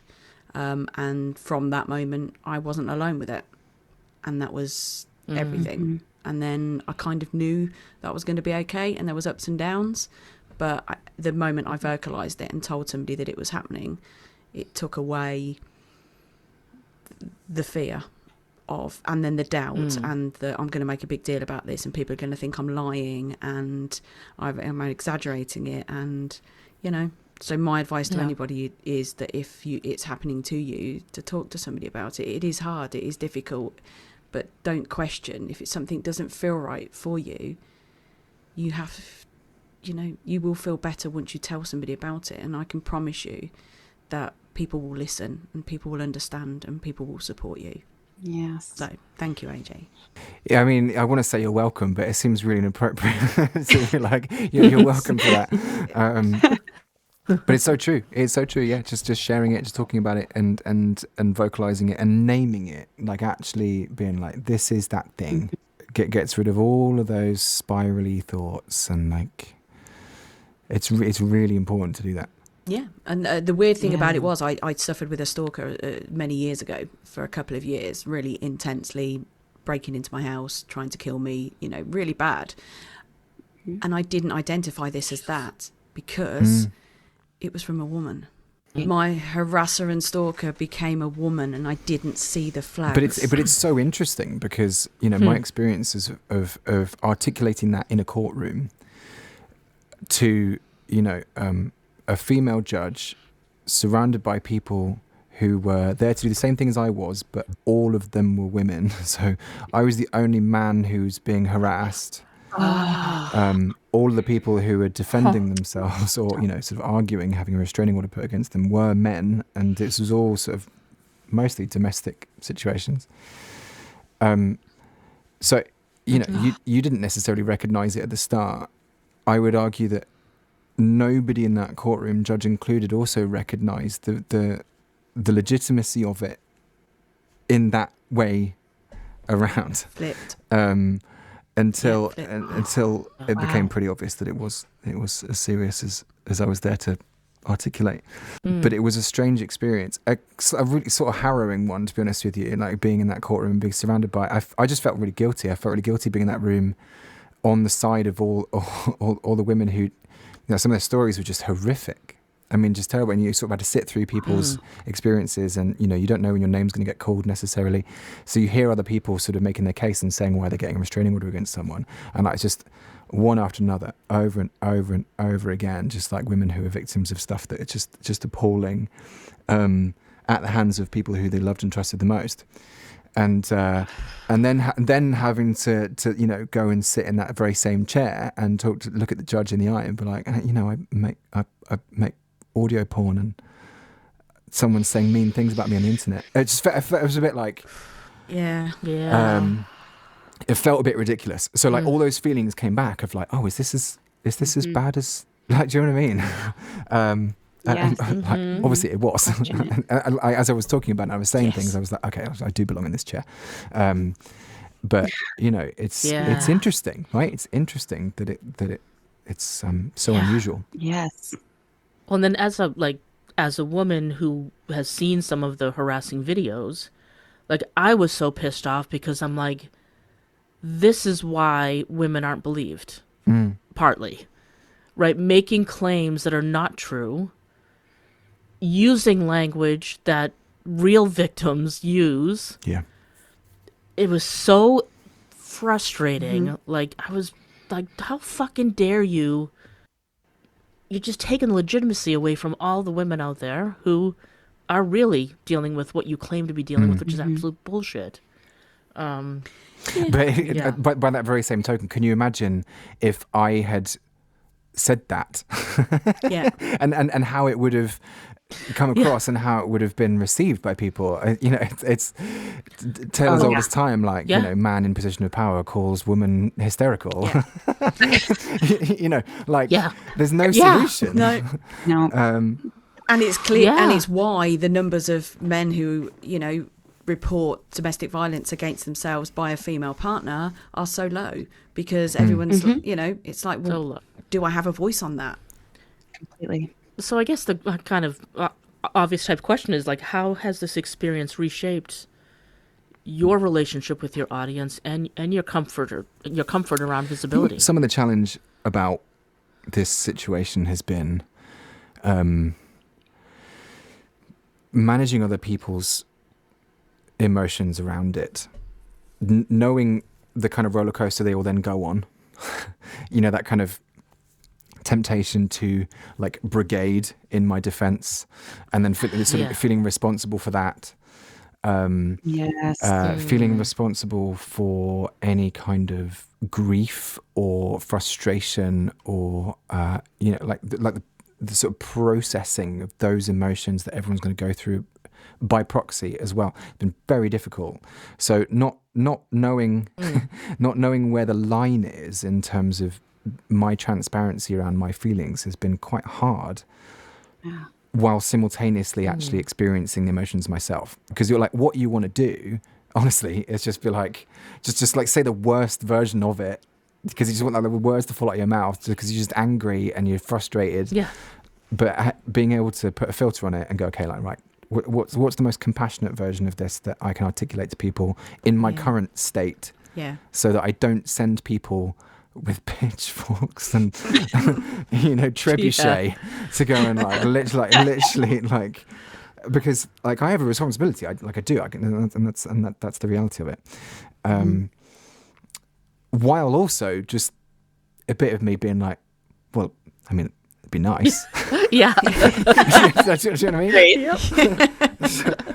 So it's terrible. It's terrible. You let your mind run away with you. Yeah. And then I have to treat my audience like adults and be honest with them, because that's what my relationship, my audience is built on, is being the most authentic version of me that isn't lying to anyone about who I am or what I'm doing or why I'm doing it. That's why people like hanging out in the Discord. As people go, it's feedback I get all the time in my live streams and everything. It's just like, oh, this isn't like other places. I just feel like I can just be me, and like I need to do that too. But is it safe for me to do that? Yeah. Right. In the landscape of, could I find myself in potentially like a bit of legal trouble? Do you know what I mean? So I'm like, hi guys, I'm feeling this way. Oops, someone did something bad. So like there's that to consider. But also being mindful of the fact that, like, people don't know how to process these events because they're so unusual, and people will feel upset and angry. And like sometimes that anger gets directed at me. That's the funny thing about it, is that we've experienced, some situations since where, like, I've seen this coming since making the video, so I'm aware that it's going to happen, and, like, again, just trying to be as compassionate as possible about it and being like, people, it's not anyone's fault. But like sometimes people get so panicked and wound up about the idea that we need to stop this. It's got to stop now. And there's nowhere to direct that energy. like accept to me, Yeah. or like Jesus. or like to the mods, God. and it can sometimes feel a little bit like I'm just getting beaten over the head with it again from another Yeah. angle. I'm like, oh my god. That's tough. God. You know, like a perfectly valid bit of feedback from some people, and this has happened a lot. Lots of feedback from people being like, "Hey, look, just so you know, like you can find X, Y, and Z about you online," and like people getting angry that that's possible, and I should have been more careful. And it's like I tried 1.5 years to get rid of those things, and I can't do it. I can't get into the accounts that those things are attached to. There's nothing I can do about it. Yeah. It just like it is what it is. I can't erase myself from existence pre-June 2024. Like it's just like I am unfortunately a person who has lived for 37 years prior to that. Yeah. It does happen. There's no one to blame for that being weaponized other than the person who weaponized it, and that's the person who I was up in court against. Yes. But the emotion of that panic of like, I need to do something about this needs a pressure valve somewhere, and it's ultimately been in my direction as well, which has been really hard. Well, that's victim blaming in its own way. Like, you know, Yep. kind of like you're asking for it. There's stuff out there about you. It's like, well, Yeah, it's softer than that, I think, because I understand it. I understand the emotion. It's that like, you got to be more careful. yeah. You know, like I know. Yeah, like, of course you I know, know. but also, like it's not my fault. I keep on getting punched in the face. Like, do you know what I mean? Yeah. Like, it's this person who's punching me is the problem. Right. And, Right. like that's also frustrating, but also like a very real, legitimate feeling for people to have, and like that's okay. And having the patience to kind of let those emotions play out is challenging. Calm down. Definitely. Yeah, because I would just think, I don't know, I think if someone's having that strong of a reaction, that's theirs to deal with, not yours. Do you know what I mean? Like, even if it's coming from a really great place, out of concern for you maybe, but if someone is getting that worked up that they're like, yeah, you've got to do more, I would ask them to like look inward, like what buttons of yours are getting pushed, and check yourself, kind of. Yeah. I think there's so much emotions and around about it, and it also can be that somebody else has gone through something similar and it's bringing it all back up, and they don't know how to manage that. Yeah. They may never have spoken about it themselves to somebody. They may still be dealing with the trauma of it or the triggers of it. Yeah. So we don't know everybody's story. I can only say that when I was open about it, it was scary of how many people reached out to me and said that they had gone through or are still going through something similar. Yeah. And a couple of my male friends said that they had gone through similar things after breakups, and ex-partners who have harassed and stalked them and turned up at their doors and things. And it's, I think there's a lot more stories out there, and there was a lot more emotions behind people's reactions to it. And as AJ said, it was dealing with them at the time whilst also trying to manage your own thought processes around them, whilst having an audience there who you are there to support and look after as well. It must have been a very much a juggling experience. Yes. Yeah, and I'm in a situation of I've put myself in this situation, as I've only myself to blame really, but I'm in a situation where ultimately if people get so annoyed by me, it affects me materially and financially as well. Oh, right. Do you know what I mean? Accurate. Because these are paying subscribers. And you're right. Who, so I'm caught in a very difficult situation where, I have to kind of manage other people's expectations and other feelings about it as more of a priority than my own sometimes. Yeah. Yeah, and That's it's okay. and it's a distraction. it's accepted, but it doesn't. It's still unfair. And but some of these situations are just, as you said, right at the very beginning that started this particular part of the conversation. There's no playbook for any of this. Yeah. And I can't be upset with people for caring about me too much. That's a ridiculous thing for me to be angry at someone for. But it's also like it's a really complicated thing for me to articulate to them when that's happening as well. To be like, I just think you might be carrying. You're carrying a little bit too much right now. It makes me sound like such an arse. Yeah, it's just they can't. Yeah, it's tricky. It's tough to navigate. It's really tough. Yeah, it is. Just to close off this particular part of the conversation, what would you offer?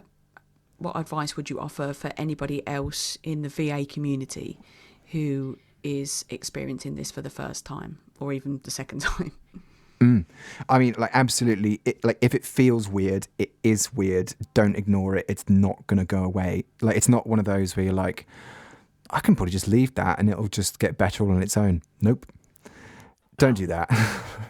Because that will be the moment that you look back on in a year's time and be like, God, if I'd only just flagged it, then it would have been so much easier to deal with. But you know, all the reasons you don't are good reasons. You don't want to upset anyone. You don't want to embarrass anyone. You don't want to humiliate anyone. You don't want to make a fuss. You don't want to, like, you know, turn it into a thing when you don't think it is a thing. All those emotions are valid and real, and, like, good for you for having them. Like, great. That means you're a decent person. But, like, if it feels weird, it is weird. It's time to put yourself first in that situation and just put those feelings to one side and just go, no, do you know what? Like, there's something wrong here, and I need to do something about it. Because it can literally happen to anybody. And, you know, I'd been on Quinn for 2 months when this whole thing started. Yeah. Wow. Whoa. It's nothing. I'm not saying I'm a somebody now, right? But I was definitely a nobody then. Well, we can all agree with that. I mean, you know, yeah. You know what I mean?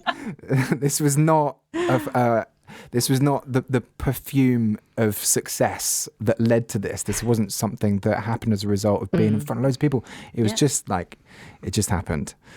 So like that emotion of like, oh, well, I'm not important enough for this sort of thing to happen to me. Like, who do I think I am thinking this is a problem? Yeah. It is a problem. Yeah. So do you find now that you are, like, your antennas raised a little bit more often? Like, you're just kind of, not that you're going to be paranoid, but you're going to be, are you going to trust the warnings inside you earlier? Yes and no. It's a really annoying answer, that one, because there are people who will eye roll themselves out of their chair hearing me say no to that. But the reason it's a yes and no is because, sure, like, I had lessons to learn about that whole process, as we've discussed.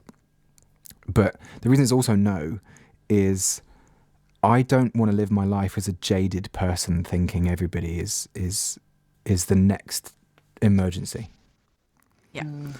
And I don't want to apply this new prejudice I have, this new hypervigilance, this hypersensitivity to this sort of thing to people who are just living their life. That would be really harmful for me to be a worse, more guarded, more cynical version of me than the one who just kind of was in the wrong place. You know. Yeah. That's a good point, yeah. I've got scars from it, but they're not going to stop me being who I am and who I was. Whether that's foolish or not, I don't know. No, I mean, I think it's resilient is what it is. It's very resilient. And I mean, I would label that as true vulnerability in a way. It's like, I've been burned hard, but, like, I'm still going to do it. Yeah. Yeah. And I know this was, you know, this episode is a celebration of your million, but, you know, it's not, you can't talk about your journey to a million without, you know, understanding that there are trials and tribulations along the way. Totally. You know? And I think it would be silly of us not to talk about what has been a large part of this last year for me. Yeah. It really has. Like, if I think about the headlines of this year, you know, I went through 22 countries, you know, to the Arctic Circle and back again. And that, like, in a way, that might not be the most ridiculous thing that's happened to me this year. Do you know what I mean? Wow, that's... But I do think it's important to remind, I suppose, everybody that this was a very unique situation. I don't feel it's a representation of the job I do. I don't think it's a representation of the community that I surround myself with. I don't think this is a normal day-to-day danger for people who do this work at all. I just think it was a freak storm. Yeah. You know, a rogue wave that just happened to crash over in this direction. And you know, I'm lucky, I suppose, that I'm of the personality type and surrounded by people sort of capable of dealing with it. Like in a way, I'm grateful it happened to me, because I know people who do this job who wouldn't have been able to cop it. Yeah. So like, thank God, because I'm all right. Yeah. Yeah.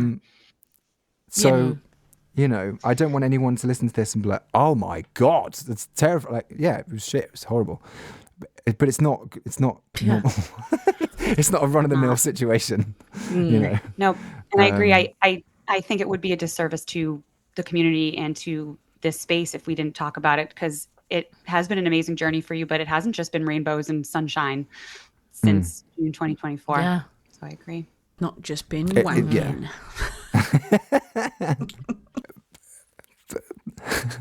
But you know, it's proper resilience, I suppose, is the point. Proper resilience from me, from the mods, from the community, from everybody. It's like this million is the biggest fuck you ever.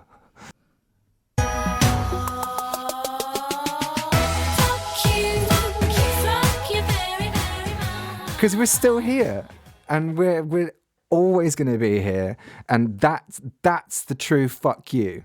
Hell yeah. Hell yes. Yeah. Yeah. It is. So what's next, AJ? Like, obviously, 1 million, baby. continuing on, but like another 1 million. But I mean, do you see yourself like in pursuit of the next million? Just keep doing what you're doing because it's working. Do you have any kind of new directions you're considering or thinking of, like any other AJ effect things coming up? The mono stereo. I don't have any strange science experiments lined up. I'm very impulsive with those. Because they're always just like, "Oh, I've got an idea. I'm gonna do it now." So But I definitely want to like use that more. I have snuck a couple in. That's what she said. Okay, but we're back to business as usual now. we don't even need to put the clip in there. Perfect. Thanks. But in terms of what's next content-wise, I mean, I don't know. I'm kind of pretty relaxed about it. I'm not. Nice. I'm not. The guy who's thinking 3, 4, 5 weeks ahead, freaking out and having a list of stuff. I've got a few ideas on the back burner that I'm excited about. And obviously 931 part duh. 2. I think it'll probably be more like, it'll be pretty closer to 15 minutes, I'd say, probably, when it goes out on Twitter. Oh, don't tease me. There will be a second audio of AJ's Smudge will actually listen to. Yeah. It's very difficult because technically he's my boss and it just doesn't feel right. Well, there's audios about that too. True. Well, then let me ask you this. So when the three of us roast you like 5 years from now, what do you hope we're mocking you about? I don't know. The thing is, you find ways to roast me about stuff that I didn't even know was roastable. You're welcome. That's a gift. Yeah. And this is impressive because, trust me, I've thought of almost every single way to tear myself to pieces, and you guys still find new and exciting ways of doing it for me. We like to keep it fresh. Okay. It's just always inspired. It's great. Aw. No, I don't know. I hope the magician comes back. I really do. Oh, and, God. I hope he's even more cringy. You're going to purposely make it dripping in cringe. Yeah, Totally. I think it's going to be a true, like, pity fuck. Do you know what I mean? You'll be like, this guy. and he's got to use the word moist then. Oh Right, God, that's it. yeah. And panties. That's something I cannot do. There are words I can't say, and that's top of the list. Yeah, You'll do the great AJ, but you won't say Panties. panties. Yeah. Got it. Okay. Okay. He's like, yeah. I feel that's a warped view. Every day of the week, I agree with it. I cannot say it. And the thing is, I still get it in script. Okay, will you call it the moist magician? Can I just hear you say panties just so I can see what it's like? Ew. I don't know if you really know what you're asking. I don't know if you know. Go ahead, say I don't know if you know. Well, we do. I don't know if you want that. I have to. We do. Not in an audio, but go ahead. Just say it. I have to hear it. Okay. I have to really think about this for a second. I know I'm building this up now to be something that it isn't. Panties. And clipped. I'm glad you say underwear. Not that you say moist panties. No. Yeah. Yeah. It wasn't. I mean, it was not Yeah. like. It's the Frenchie? accent. It's It wasn't bad. It's I too think it's hard the of a British T. accent that it punctuates that it sells too it. much, and it Panties. Yeah. panties. Panties. Yeah. Yeah. Yeah, I'm not saying start Yeah. using. I was just panties. Okay, because we would say like panties. Yeah, it's a stupid word regardless. Like, I didn't Go, realize that stick people with it. It's genuinely good. used that word before doing this. I thought it was just like a joke, but people do it, and people like it. People are good at it. I didn't know that. I mean, people still say bundle of nerves, but who am I to judge? Okay. So. Jules. Oh my don't God. stop. Why do you have to Oh bring my that up God. all the time? You Wasn't brought that up just the- one audio it was in? Magician. I know it. Oh, that was in the magician one. I think it's been in a few. Yeah. I'll tell you what's interesting about that is that it comes up more often in scripts that I haven't written than scripts that I have written. Bundle of nerves. Yeah, it's quite common in scripts that get Oh my submitted to me. God. That's horrible. Anyone who's listening, any script writers listening, never. There's nothing hot about bundle Never use that. of nerves. Nope. I quite like it. No. Dry. No, you'll be drier than Yes. a nun's chuff. Is Wow, what okay. you'll Because be. honestly, as a visual, when you say bundle of nerves, I'm just picturing like, you know, when like a bunch of electrical wires are going into a junction box and they're all like, That's what I picture. Yeah, it's hot. that's not hot. It's hot. No, those globes that you touch and the electric. It's like the source in the Matrix. Yes, It's hot. not hot. Yes, like that. Just call it the source but less from now sexy. on. The source. Yeah. Jeez, I'd be fine with that. Jesus. All right. Before we go into the little end up rapid fire round, there's one other important question. Very, very, At least it's important for me. When will you and John finally kiss? What I like about that question is that it's not a "Are you going to?" It's when. No, it's when when. is this going to happen? It's When? inevitable. Well, I asked John that, and he goes, "What again?" I'm like, "What?" You see, he's stolen my joke and he's not even here. Yeah, I know. I was going to say something along the lines of, "Well, how do you know we haven't already?" Yeah. In an Train audio, station. like, can't you just do like an MMF, like a true, like, yeah, MMF, like a proper MMF. not Like, MFM, like no, MM? MF. Daisy chain time. You take the daisy and then you put the end of the daisy into another daisy, and then the end of that daisy into another daisy, and then the end of that daisy into another daisy. No comment. Oh my god. Oh, God, you're such a politician. Damn. I'm bagging the whole episode. This isn't even going to air now. Don't care anymore. It's fair. I'll tell you what we'll do in our episode. We're just going to play the magician. Okay. No, we want people to listen to our podcast. Fuck's sake. Oh, yeah. Shit, yeah. You know what? I have enough clips of AJ that I can create the answer of my dreams to that question and just go boop. That's proper magic. And you know you've openly said that. That is parasocial red flag right there. How many There are clips do you have? occasions Like that come up 1,000? that I have to create gifts Yep. for. But this was like, Oh my this is God. what cracked me up in the Discord in the early days, was that I don't know. I was like, how do you do that? Like, it really made me laugh. You know what's so great is back in the early days of I just learned how to Discord, make them. I was the only clip maker, and I'm so glad that I have a staff now of people who just do it for me, and I just save them now when they post them. I'm like, thank you. They're not okay. They're not just saved. They're like, you're so organized. They're like alphabetized. It's. That's why I can pull them out at a moment's Yeah. notice. I know. I'm always. People would be like, "Where's Yeah. this clip?" And there you are. genuinely, last Christmas, we would almost had enough to do the 12 days of Christmas with just clips from you saying those Well, words. that's good. I mean, that'll save me a December Quinn audio. If you can send those to me, then I can just patch them together and upload it. Yeah, we've got to negotiate. I mean, this is why when you hit the 1,000,000 yesterday, like, mind you, I was not in the Discord when everyone was celebrating. I was driving to my family's for Thanksgiving. But at a red light, I did peek in and see that everyone was celebrating. I'm like, well, I have to throw mine in. I readily had the good job twat from Games Night the other night that I was able to throw right in there. It's impressive. In traffic. Isn't it? Yeah, well, just letting you know, it is impressive, but I'm also the moderator of AJ's community, and you are now on the red flag list.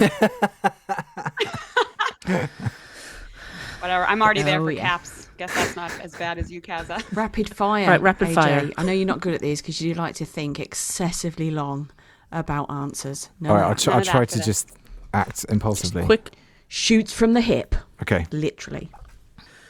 rapid fire round, dirty dichotomies. Quick answers only. Dirty talk or breath play? Breath play. Good girl or darling? Darling. Listener gasps or listener giggles? Gasps. Tease slow or ruin quickly? Too slow.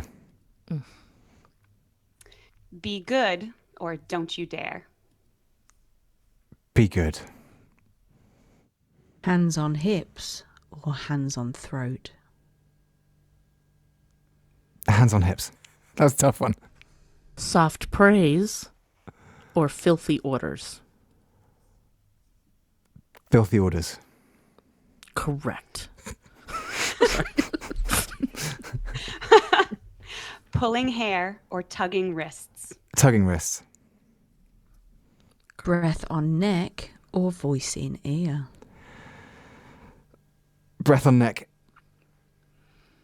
Low growl or sharp whisper? Sharp whisper.